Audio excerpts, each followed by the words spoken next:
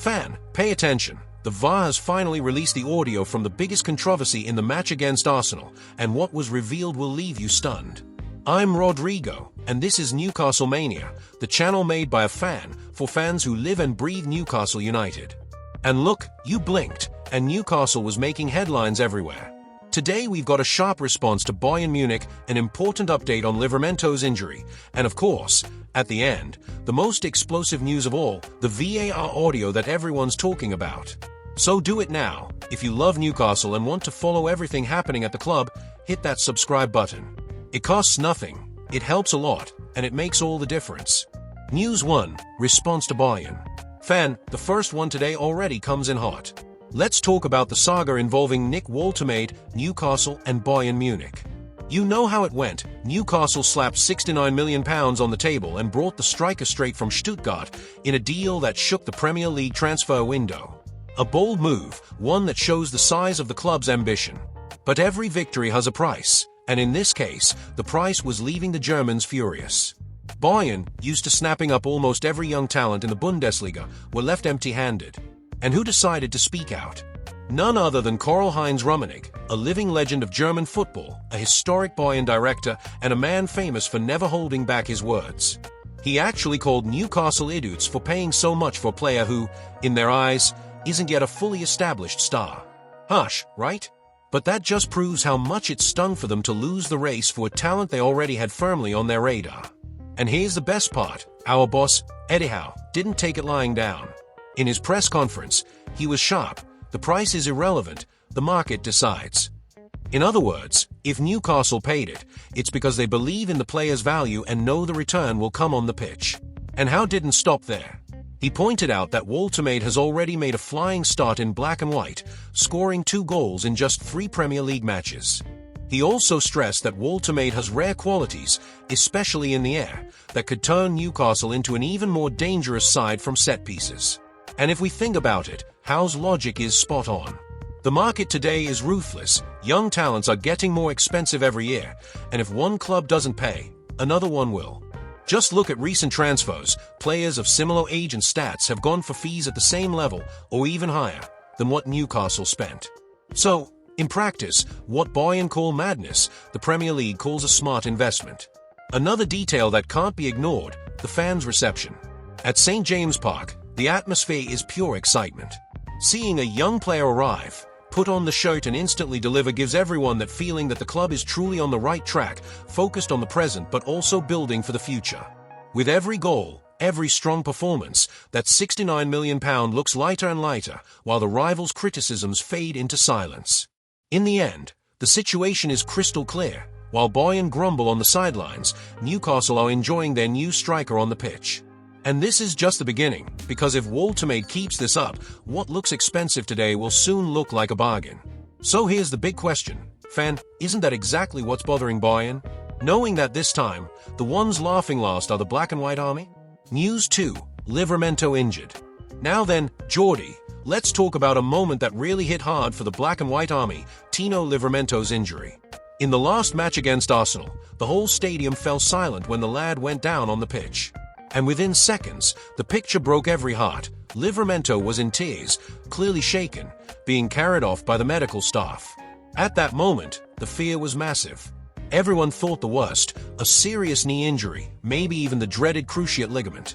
And you know what that means, months out, maybe even close to a full year on the sidelines. The fans were in shock, the bench looked stunned, and Eddie Howe couldn't hide the worry on his face. But after all that waiting, the medical results finally came in.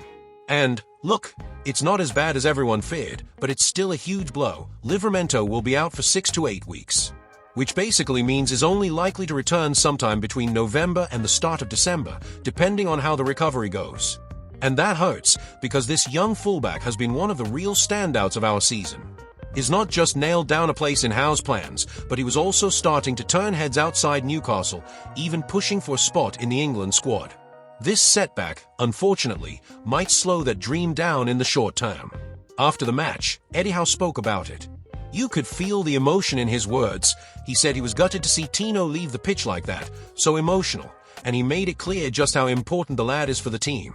Not just for his technical quality, but also for his competitive spirit, his fight, and his energy on the pitch. Now, Geordie, there's only one thing we can do. Take a deep breath, stay patient, and hope the recovery goes smoothly. Because without Livramento, we lose so much. Defensive stability, quality on the ball, depth down the right-hand side. His absence is massive. But let me tell you this, when Livramento comes back, he'll come back with fire in his eyes. And you can bet your life on it, the whole of St. James Park will be on its feet to welcome him home. News 3, the VAR audio. And now, fans, we finally arrived at the main story of the day, the one everyone's been waiting for. The controversy that's taken over the Premier League and been talked about all across England, the release of the VAR audio from the penalty that was overturned against Arsenal. Let's rewind. The game was tight, emotions running high, when the referee pointed to the spot for the Gunners, saying Nick Pope had fouled Victor Gyökeres. The whole stadium held its breath. Arsenal fans were already celebrating in their heads, but then VAR stepped in and called for review. So far, nothing unusual. But here's the twist. For the very first time, the Premier League released the full audio of the discussion between the referee and the VAR booth.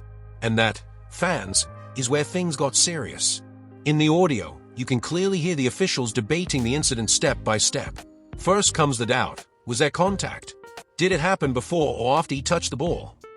They ask for multiple angles, re-watch the play again and again, and finally decide that Pope did indeed get the slightest fingertip on the ball before making contact with the striker. And by the laws of the game, that was enough to cancel the penalty. So the initial decision was overturned, no penalty, and the match carried on. But of course, the reaction from Arsenal was pure fury. Mikel Arteta, already known for his fiery temper, tore into the decision in his press conference. He called it a disgrace, claimed VAR was making up excuses to cover refereeing mistakes, and said Arsenal had been robbed.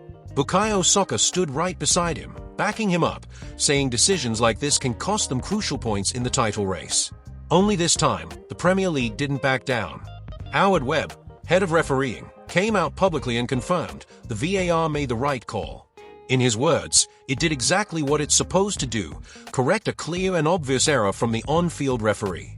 In other words, Webb backed the decision that went in Newcastle's favour. And this is where the story gets even bigger. That decision completely changed the momentum of the match. Arsenal could have gone ahead at a crucial moment, but instead they lost that chance. Straight after, Newcastle scored to make it 1-0, and St. James Park absolutely erupted. But in stoppage time, Arsenal grabbed a late equaliser and then snatched the win right at the death. So yes, the VAR controversy didn't stop the defeat, but it showed, once again, how every decision at this level carries massive weight. And more than that, it fed into the feeling we've had for ages now. Newcastle are constantly at the center of refereeing drama, sparking debates in the media and heated reactions among the fans. To many, this isn't just another talking point. It highlights the growing pressure on English refereeing, which is struggling for credibility, and it also shows how Newcastle are no longer outsiders. We're right in the spotlight, pushing the big boys and making every detail matter. And the truth, fans, is that this audio release has only added fuel to the fire. Yes, it brought some clarity, but it also left our rivals even more furious. The tension between Newcastle, Arsenal, and the referees is only going to grow as the season goes on. So there you have it, the three big stories of the day: Newcastle's fiery response to Bayern, Livramento's injury scare, and the VAR audio that revealed everything about that penalty decision against Arsenal. Now it's your turn. Fans, do you think VAR got it right to overturn the penalty, or was it yet another injustice against Newcastle? Let me know in the comments. I really want to hear what you think. And before you go, don't forget, hit that subscribe button, drop a like, and share this video with your fellow Magpies. It makes a massive difference and helps Newcastle Mania grow stronger every day. Thanks for sticking with me till the end, and I'll see you in the next one.